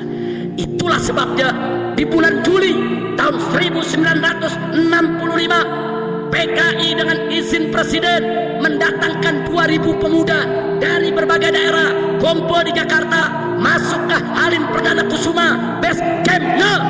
Mereka latihan perang, saudara. Resmi latihan bagaimana lempar granat, bagaimana merakit senjata, bagaimana cara menembak, bagaimana strategi perang, saudara. Ya, ulama protes, kiai protes, NU protes, Muhammadiyah protes, tidak didengar oleh Bung Karno. Saat itu NU dan Muhammadiyah masih mengambil sikap saudara arif dan bijak menasehati presiden. Belum, NU belum marah saudara, belum. Emang orang kalem kalau marah gawat saudara. NU belum marah saudara, masih kalem, masih meneliti ini ada apa nih di negeri model begini ini. Akhirnya saudara tanggal 30 September 7 jenderal diculik dari rumahnya oleh PKI untuk dibunuh. Hanya satu yang selamat, yaitu Jenderal Abdul Haris Nasution. Itu pun anaknya tertembak mati yang berusia 5 tahun, ada Irma Suryani Nasution saudara. Yang lain berhasil ditangkap, diseret, dibawa saudara ke Harim Perdana Kusuma, disiksa, dibunuh, mayatnya diceburkan dalam lubang buaya saudara. Setelah itu saudara, besok paginya Radio Republik Indonesia dikuasai oleh PKI. PKI mengumumkan lewat radio ke seluruh Indonesia bahwa Dewan Jenderal ingin kudeta, ingin menghabisi Soekarno. Kami tangkap, kami lawan, dan kami berhasil. Kini yang berkuasa di Indonesia adalah Dewan Revolusi Baru di bawah pimpinan Soekarno. Mereka sengaja pakai nama Soekarno supaya rakyat nggak berontak saudara, supaya rakyat percaya kalau jenderal-jenderal tadi ingin berontak. Saudara, kalau jenderal-jenderal tadi ingin berontak, mestinya ditangkapnya bukan di rumahnya lagi tidur saudara, mestinya mereka lagi rapat digerebek saudara. Licik, pendusta, penipu saudara. Tapi di hari yang sama tanggal 1 Oktober itu saudara, Jenderal Abdul Haris Nasution dalam keadaan shock, dalam keadaan luka, kakinya tidak bisa jalan. Dia kumpulkan para jenderal yang tersisa, termasuk Sarwo Edi, begitu juga Letjen Soeharto saudara. Semua mereka kumpulkan, diperintahkan oleh Jenderal Abdul Haris Nasution. Negara harus diselamatkan, negara tak boleh diambil oleh PKI. Ini berbahaya. Akhirnya Soeharto memimpin penyerbuan ke Radio Republik Indonesia, ambil alih saudara, siarkan ke seluruh Indonesia bahwa kudeta PKI gagal. Sarwo Edi ini adalah mertuanya SBY saudara. Sarwo Edi saat itu kolonel, memimpin RPKAD, kalau sekarang disebut Kopassus saudara, membawa pasukan, dia serang itu Halim Perdana Kusuma. Ternyata PKI yang berontak saudara, banyak oknum angkatan darat, angkatan laut, angkatan udara. Siapa bilang tentara tidak disusupi? Letkol Untung saudara, yang memimpin G30 PKI dari PKI saudara, kolonel angkatan darat. Jadi jangan pikir angkatan darat tidak tersusupi saudara. Hari itu yang kita lawan tentara saudara. Cakrabirawa, pasukan pengamanan presiden, tentara angkatan darat, mereka yang culik para jenderal. PKI kuat saudara, dia punya pasukan, dia menyusup kemana-mana. Nah disitulah saudara, setelah kejadian itu Allah bukakan hati para kiai kita di NU saudara. Selama ini kan NU meneliti, ini bagaimana ini kacau balau begini negeri saudara. Allah bukakan hati para kiai dari Sabang sampai Merauke. Akhirnya para kiai itu menyerukan untuk memprotes PKI. Turunlah Ansor pada tanggal 10 Oktober saudara. Ansor di setiap kota di tanah Jawa melakukan demo saudara di tiap kota, meminta supaya PKI dibubarkan saudara. Karena PKI sudah lewat batas, mereka mengulangi pengkhianatan. Dulu 1948 sudah dimaafkan, sudah dimaklumi. Kali ini mereka ulangi lagi saudara. 10 Oktober NU turun Ansornya saudara. Lalu apa yang terjadi saudara? PKI marah melihat NU, PKI marah kepada Banser. Besoknya tahu yang terjadi saudara, 67 anggota Banser di Banyuwangi mereka undang, mereka ajak makan malam saudara, mereka racuni. Setelah itu mereka sembelih satu persatu, mereka masukkan ke dalam sumur. Pimpinan Banser saudara di Blora, di Jawa Tengah, di Magetan, di mana-mana dicolek, dibunuh. Akhirnya tanggal 13 Oktober saudara, NU marah, Banser marah, Ansor marah. Terjadi bentrok antara PKI dan Banser di seluruh Indonesia. Saat itulah saudara, NU menjadi magnet saudara. NU menjadi magnet saat Muhammadiyah sudah putus harapan saudara. Saat GPII sudah dibubarkan, saat Masumi sudah dibubarkan, saat kiai-kiai nasional sudah ditangkapi saudara. Saat itu NU yang menjadi harapan umat saudara. NU magnet ketika itu. Akhirnya saudara, orang-orang Muhammadiyah, Sarekat Islam, Persis di seluruh Indonesia ikut membela Banser, ikut membela Ansor, meletus perang antara NU melawan PKI. Takbir, takbir. Hampir 1 tahun pertempuran meletus, saudara, di setiap kampung, dan alhamdulillah berdasarkan catatan sejarah 1 juta PKI mati saat melawan umat Islam, saudara.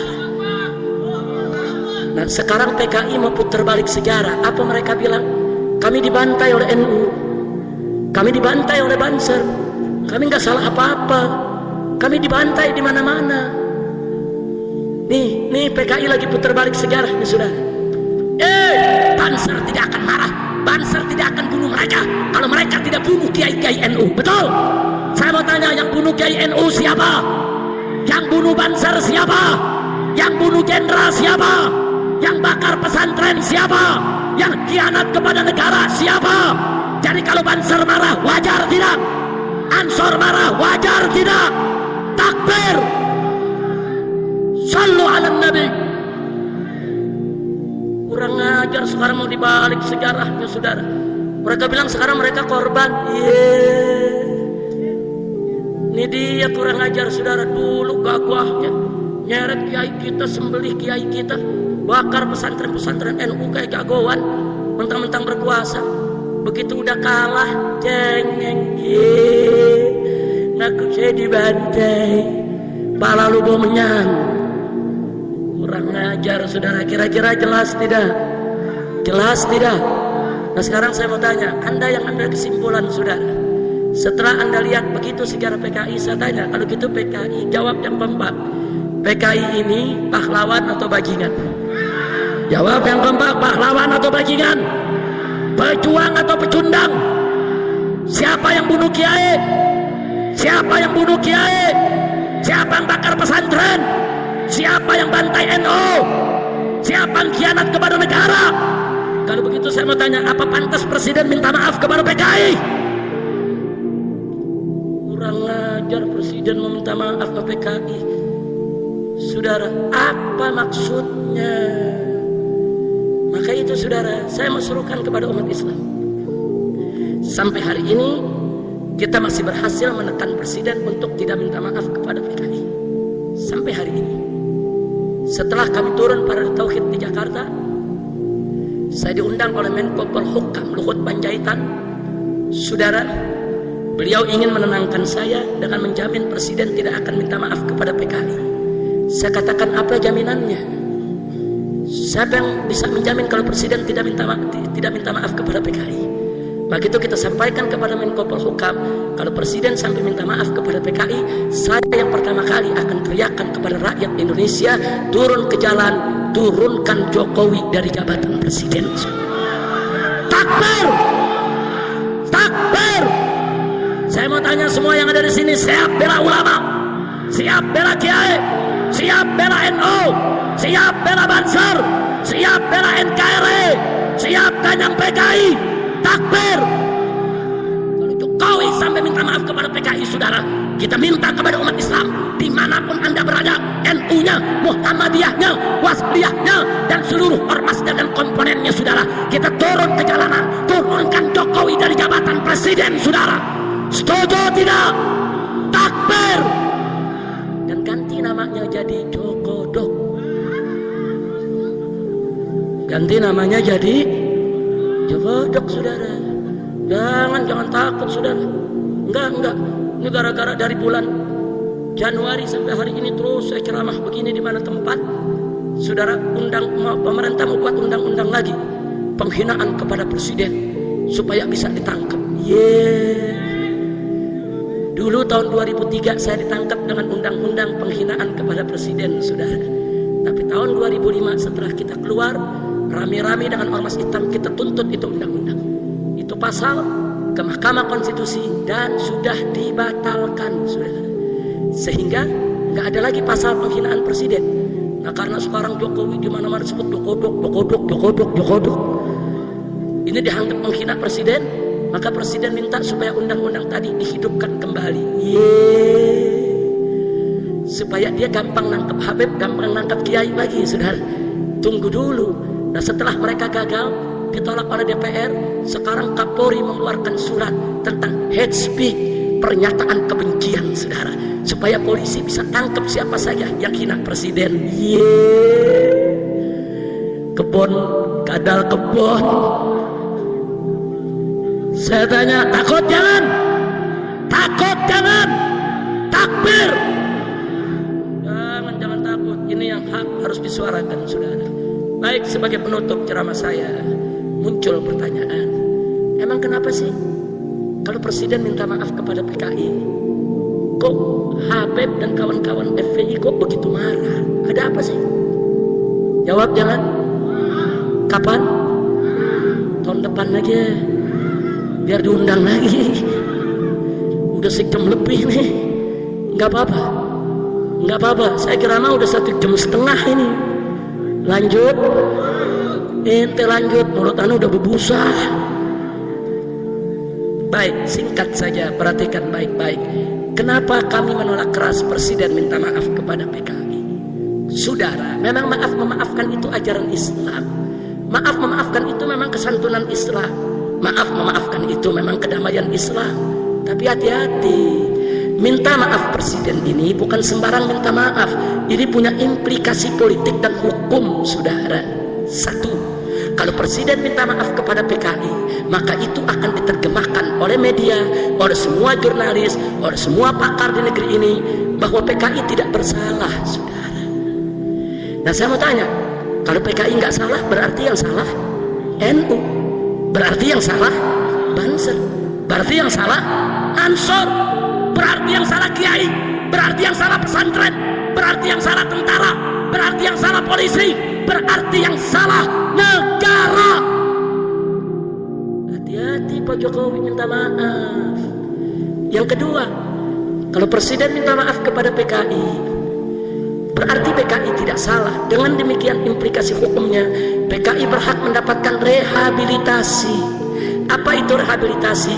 Dikembalikan nama baiknya, dipulihkan kembali partainya, dan diserahkan kembali seluruh aset PKI yang pernah disita oleh negara. PKI mesti resmi berdiri lagi, saudara. Berarti pembubaran PKI tidak sah. Berarti TAP MPRS nomor 25 tahun 66 itu semua tidak sah, saudara, alias bohong, penipuan. Hati-hati, presiden melawan keputusan MPR, saudara. Nggak boleh sembarangan, saudara. Nggak sampai di situ. Yang ketiga, saudara, kalau presiden minta maaf kepada PKI, saat ini PKI sudah siapkan tuntutan. Dan tolong catat baik-baik, tuntutan PKI sudah masuk ke pengadilan Mahkamah Internasional di Den Haag, saudara. Sejak 3 hari yang lalu sudah masuk ke Mahkamah Internasional, Mahkamah Hak Asasi Manusia. Dan mereka minta ganti rugi per anggota PKI 1 miliar rupiah, saudara. Dan catat, anggota PKI di tahun 1965 terdaftar 3 juta orang, saudara. 1 orang harus dapat, baik yang meninggal dunia maupun yang dipenjara maupun yang diawasi di tengah masyarakat, 1 orang yang harus dapat 1 miliar. 3 juta kali 1 miliar jumlahnya adalah 3.000 triliun. Bayangkan, kalau setiap anggota PKI dapat 1 miliar, yang 500 juta diambil untuk dirinya, yang 500 juta bagi-bagi sama orang kampung di sekitarnya untuk pilih partai PKI. Kira-kira besok menang lagi gak? Jujur, di negara kita ini rakyat yang masih bisa dibeli suaranya banyak tidak? Jujur, banyak tidak? Banyak tidak? Hati-hati Bapak Presiden meminta maaf kepada PKI. Nggak sampai di situ, saudara. Yang berikut, yang keempat adalah, begitu presiden minta maaf kepada PKI, saudara, dan pengadilan HAM dibuka atas tuntutan PKI, maka berarti, saudara, semua kiai-kiai kita, orang-orang tua kita yang di tahun 65 ikut NU, ikut Ansor, ikut Banser, ikut lawan PKI, mereka semua akan diseret ke pengadilan hak asasi manusia, diseret sebagai penjahat perang, melakukan pelanggaran HAM berat sebab sudah bantai PKI. Kurang ajar. Berarti hari ini kiai-kiai kita, sepuh-sepuh kita, kiai di Tebu Ireng, kiai di Jombang sana, kiai di Lirboyo, kiai di Sidagiri saudara, kiai di Krapyak Jogja, kiai di Rembang saudara, di mana-mana kiai-kiai NU saudara, yang hari ini usia mereka sudah 70 tahun. Tanya mereka, dulu tahun 65 mereka komandan Pansel, dulu tahun 65 mereka pimpinan cabang ranting daripada GP Ansor, dulu tahun 65 mereka ikut perang melawan PKI saudara.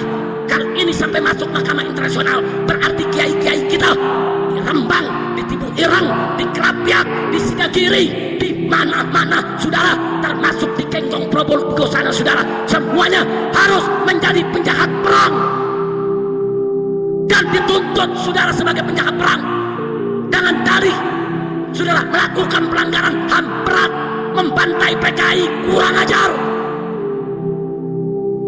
Saya jujur mau tanya semua di sini umat Islam, apa anda rela besok kiai-kiai anda di pondok-pondok pesantren itu diseret sebagai penjahat perang? Jawab yang kompak, rela tidak? Ridho tidak? Siap bela kiai? Siap bela NU? Takbir! Jadi waktu Kiai Haji Salahuddin Wahid Gus Solah menyatakan kalau presiden minta maaf kepada PKI, hati NU akan terlukai, itu nggak main-main saudara, nggak main-main. Dulu almarhum Kiai Haji Yusuf Hashim tahun 65 itu pimpinannya Banser saudara, gagah memimpin perlawanan terhadap PKI di mana-mana saudara. Dan tentara negara ini harus bersyukur kalau hari itu NU tidak melakukan perlawanan terhadap PKI. Siapa yang melawan saudara? Masumi udah bubar, GPII udah bubar, Muhammadiyah, ulama-ulama kiainya udah ditangkap-tangkepi saudara. Siapa yang bela negara ini kalau bukan NU saudara? Siapa yang bela negara ini kalau bukan Ansor saudara? Kontribusi NU, kontribusi Banser, kontribusi Ansor saudara terhadap keselamatan NKRI dari rombongan PKI tidak bisa dipungkiri, betul? Begitu saya mau tanya sekali lagi, jadi yang salah NU atau PKI? Kiai atau PKI? Pesantren atau PKI? Ansor atau PKI? Banser atau PKI? Takbir! Saudara, kakek saya dari ibu itu komandan Banser di Tanah Abang Petamburan saudara, dulu ditangkap oleh Cakrabirawa dengan tokoh-tokoh NU Betawi saudara, karena dituduh tidak pro kepada PKI. Ditangkap saudara, disiksa, dilucuti saudara, muka sudah tidak kelihatan muka, luka di mana-mana, cuman Allah selamatkan nyawanya saudara. Beliau bersama tokoh NU Betawi Haji Matsani dan Haji Muntako saudara diseret dari depan rumah oleh Cakrabirawa, karena dulu Tanah Abang saudara sampai Harmoni Kota itu adalah basis PKI di tahun 65 saudara. Nah jadi artinya saudara, orang-orang tua kami dulu, kakek-kakek kami, keluarga kami, guru-guru kami, mereka orang-orang NU, mereka orang-orang Banser, mereka orang-orang Ansor. Kami tahu kakek kami berjuang, datuk kami berjuang, warga kami berjuang, guru-guru kami berjuang, kiai kami berjuang. Lalu sekarang presiden ingin minta maaf kepada PKI, terus mereka mau sebut kakek-kakek kami, kiai-kiai kami sebagai penjahat perang, kurang ajar. Allah, enggak, saya enggak main-main di sini sudah. Enggak, kalau coba-coba presiden minta maaf kepada PKI, kita akan goyang, kita akan demo setiap hari, paling tinggi resiko mati saudara. Mati cuman pindah tempat dari dunia ke akhirat. Wah, pindah tempatnya enak, digotong lagi sudah. Gak usah takut mati di jalan Allah, betul? Betul. Begitu saya mau tanya semua di sini, siap bersatu?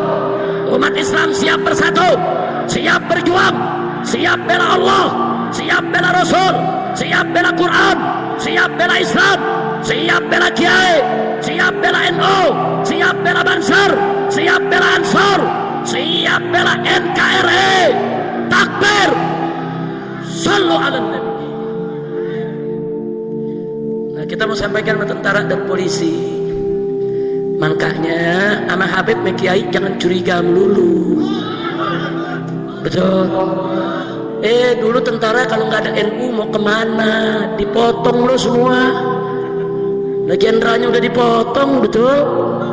Alhamdulillah ada NU, ada Habib, ada Kiai Gama. Duh, Habib dicurigain, Kiai dicurigain. Jangan saudara, besok kalau PKI bangkit siapa yang bela Anda? Bye-bye sama ulama, bye-bye sama kiai, bye-bye sama pondok pesantren, betul? Jadi kalau besok PKI bangkit, polisi tentara tidur aja, senjatanya kasih laskar. Jangan kasih banser, banser istirahat dulu gantian. Biar FPI yang sikat PKI. Setuju tidak? Setuju tidak? Takbir. Kalau ada nanya, dulu FPI kemana? Kan belum lahir. Dulu mana ada FPI, kan belum lahir, betul? Kakek saya komandan banser, guru saya pengurus NU, saudara. Wah, sampai sekarang FPI pun tetap anak NU, cuman anak bandel. Kerjaannya berkelahi melulu. Sebenarnya gitu doang. Kalau soal akidahnya sama-sama Asy'ari, fikihnya sama-sama Syafi'i, sholawat doyan, tawasul doyan, tabaruk doyan, sama. Cuman ada orang gak suka kalau kita ini harmonis, betul? Ada orang gak suka kalau kita akur, betul? Makanya kita mau diadu semua, betul? Maka itu saya mau tanya, siap bersatu? Siap berjuang bersama? Siap bersaudara? Musuh NU Muhammadiyah atau PKI? Saya mau tanya, musuh NU Muhammadiyah atau PKI? Musuh Banser FPI atau PKI?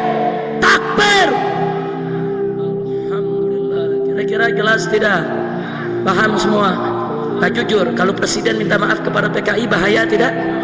Bahaya tidak? Terima atau tolak? Biarkan atau lawan? Siap lawan? Siap jihad lagi? 22 Oktober dijadikan Hari Santri Nasional, betul? Atas permintaan PBNU, betul? Tanya dong, kenapa 22 Oktober itu bisa menjadi Hari Santri?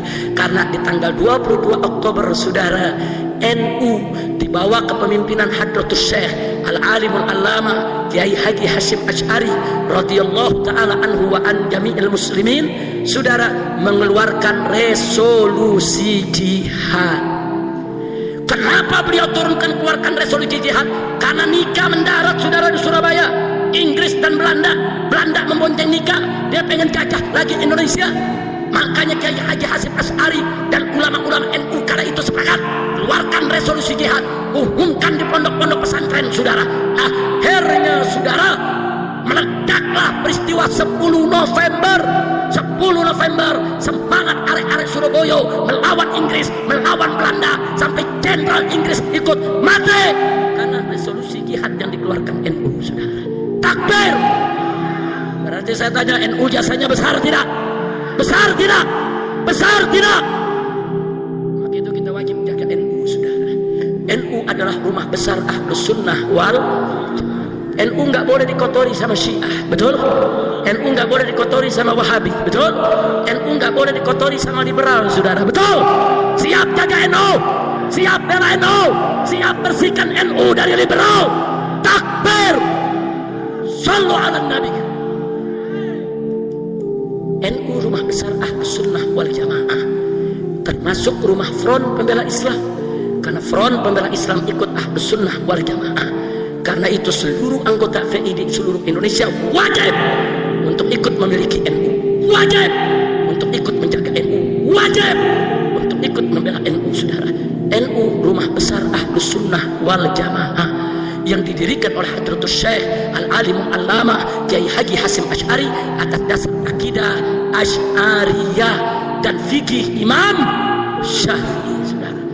Tidak boleh dirubah, tidak boleh dikotori dengan Syiah, dengan Wahabi, dengan liberal, tidak boleh. NU harus tetap menjadi rumah besar Ahlus Sunnah wal Jamaah. Setuju tidak? Setuju tidak? Nah, jadi sampai di sini ceramah saya mau tanya, kalau gitu NU Ansor Banser jasanya besar tidak buat negara? Jasanya besar tidak lawan PKI?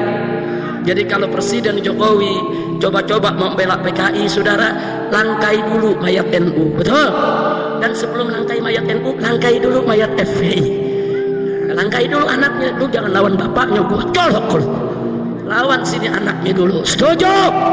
Setuju? Ini dia nih repotnya, punya presiden tukang mebel begini nih. Bukan dia urusin negara, urusin minta maaf ke PKI. Urusin tuh asap-asap di Sumatera, asap. Urusin asap, urusin tuh pengangguran banyak, urusin tuh sembako bernaik di mana-mana, urusin tuh desa-desa, yang diurusin minta maaf sama PKI. Iya, kutil babi. Akhirnya kita mohon kepada Allah, mohon kepada Allah bibarakatil Fatihah wa mu'jizatil Fatihah, agar Bapak Presiden Republik Indonesia Joko Widodo dapat taufik dan hidayah, sehingga tidak minta maaf kepada PKI dan umat Islam di Indonesia, khususnya NU dan seluruh Ahlus Sunnah wal Jamaah, dikuatkan, diberikan kemenangan oleh Allah Subhanahu wa taala. Ala hadhihi niyyah wa likulli niyatin salihah wa ila hadratin Nabiyil Mustafa sallallahu alaihi wasallam bisiril Fatihah.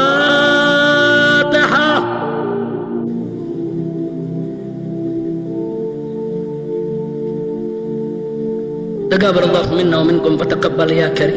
Mudah-mudahan doa kita dikabulkan. Amin. Jadi sungguh pun kita kritik keras sama presiden, sungguh pun kita protes keras kepada presiden, tetap kita harus doakan kebaikan buat dia. Jangan disumpahin. Kalau kita sumpahin jadi presiden setan, tahu sumpahan kita diterima, benar-benar jadi setan besok. Nah kalau jadi setan kan rakyat yang susah. Betul? Jadi jangan doain biar jadi presiden yang baik, biar jadi presiden dapat taufik dan hidayah. Jangan sampai minta maaf kepada PKI. Nah, maka itu saya mau tanya kesimpulan akhir saudara kepada semua yang ada di sini. Jawab rame-rame yang kompak. Jadi kalau begitu PKI itu pahlawan atau bajingan? Pejuang atau pecundang? Kalau begitu apa pantas presiden minta maaf kepada PKI? Pantas tidak? Pantas tidak? Kalau presiden minta maaf kepada PKI, kita terima atau tolak? Biarkan atau lawan? Siap turunkan presiden? Takbir! Sallu ala Nabi! Siap bersatu? Siap bersaudara? Takbir! Sallu ala Nabi. Sampai di sini ceramah saya pada malam hari ini. Besok pagi insya Allah saya akan hadir dalam acara haul Kiai Haji Armiah di Cikura. Nah insya Allah acara haul macam ini perlu kita datang. Ingatnya semua nih warga NU, sebab haul itu saudara sebagai bukti tanda cinta kita kepada ulama, sekaligus bentuk terima kasih kita kepada ulama yang telah berjuang mendahului kita, betul? Juga sekaligus sebagai forum silaturahmi antara kita dengan para ulama, betul? Dan sekaligus saudara kita bisa ngalap berkah tabarukan. Kalau Wahabi nggak percaya tabaruk, masa bodoh amat, emang gue pikirin. Kita bukan Wahabi, betul? Betul? Datang tabarukan sudah. Saya datang besok dengan tujuan untuk tabaruk, dan ini merupakan salah satu ciri daripada Ahlus Sunnah wal Jamaah. Hanya Ahlus Sunnah yang punya haul, hanya Ahlus Sunnah yang meriakan haul para ulama. Ya kenapa? Karena mereka cinta kepada ulama, cinta kepada kiai, tahu berterima kasih kepada para pendahulunya. Dan Kiai Haji Armiah selama hidupnya, beliau adalah pendidik, beliau adalah guru, beliau adalah pejuang, beliau adalah benteng Ahlus Sunnah wal Jamaah. Mudah-mudahan besok kita bisa ketemu lagi. Amin. Siap hadir, siap datang, takbir. Nah, di sini saya ucapkan terima kasih kepada GP Ansor yang menjadi panitia, para banser yang luar biasa menjaga dengan begitu tertib. Begitu juga kepada NU-nya, fatayatnya, muslimatnya, dan teristimewa untuk Ustadz Saifullah yang telah menjadi wasilah. Begitu juga kepada Bapak Bupati, yaitu Ki Entus yang sudah memberikan dukungan, termasuk Ibu Wakil Bupati, yaitu Nyai Hajah Ummi Azizah yang telah luar biasa mengikuti acara sampai selesai. Nah, mudah-mudahan Tegal ini Allah jadikan Madinatan Thayyibah, Madinatan Salihah, Madinatan Aminatan Mutmainnah, Madinatan Mubarakah. Amin ya Rabbal Alamin. Kalau dulu Tegal pernah direbut oleh PKI, maka ke depan tidak boleh lagi ada kata Tegal direbut oleh musuh Islam. Betul? Siap jaga Tegal, siap bela Tegal, takbir. Dan terima kasih kepada kiai-kiai yang lainnya. Terima kasih kepada anggota dewannya juga hadir di sini. Jazakumullahu khairal jaza. Dan terima kasih kepada para habaib. Di sini saya lihat tadi ada Habib Akil Al-Attas, ada Habib Hamid Al-Attas, dan habaib yang lain yang tidak saya sebutkan satu persatu, tapi mereka adalah kerabat saya, mereka adalah keluarga saya. Mudah-mudahan para habaib dan kiai di Tegal akan selalu bersatu. Amin. Amin ya Rabbal Alamin. Jangan mau diadu domba dengan siapapun. Mudah-mudahan Allah memberikan kemenangan kepada kita. Nah itu saja yang bisa saya sampaikan. Dan akhirnya saya ingin umumkan insya Allah tanggal 23 Desember malam 24 Desember Front Pembela Islam akan menggelar yaitu Maulid Akbar Nabi Muhammad SAW, yaitu di Jalan Raya Petamburan, markas Front Pembela Islam. Saudara, sekaligus untuk menyatakan sikap secara nasional bahwa kami, saudara, akan menolak bentuk minta maaf dalam bentuk apapun yang disampaikan oleh negara kepada PKI. Jadi menolak PKI bagi kami adalah harga mati. Nah, Anda yang kebetulan tinggal di Jakarta atau saat itu ada di Jakarta atau yang punya kesempatan untuk ke Jakarta, silakan untuk hadir dalam acara kami nanti, yaitu jatuhnya Rabu, malam Kamis, dari mulai ba'da Isya sampai selesai, akan dihadiri oleh para habaib, para ulama dari luar maupun dalam negeri, dari Sabang hingga Merauke. Mudah-mudahan diberkahi oleh Allah Subhanahu wa taala. Nah, itu saja yang bisa saya sampaikan. Jangan ada yang bergerak sebelum ditutup dengan doa oleh salah seorang tokoh kita yang ada di sini. Kita aminkan dengan khusyuk, kita aminkan dengan sadu, kita aminkan dengan muqinun bil ijabah, dengan yakin yang doa kita diterima oleh Allah Subhanahu wa taala. Nah, sekian dari saya. Terima kasih atas segala perhatiannya. Mohon maaf atas segala kesalahan, kekhilafan dan kekurangannya. Hadani Allah wa iyyakum ila siratihil mustaqim. Wallahul muwaffiq ila aqwamit thariq. Wassalamualaikum warahmatullahi wabarakatuh.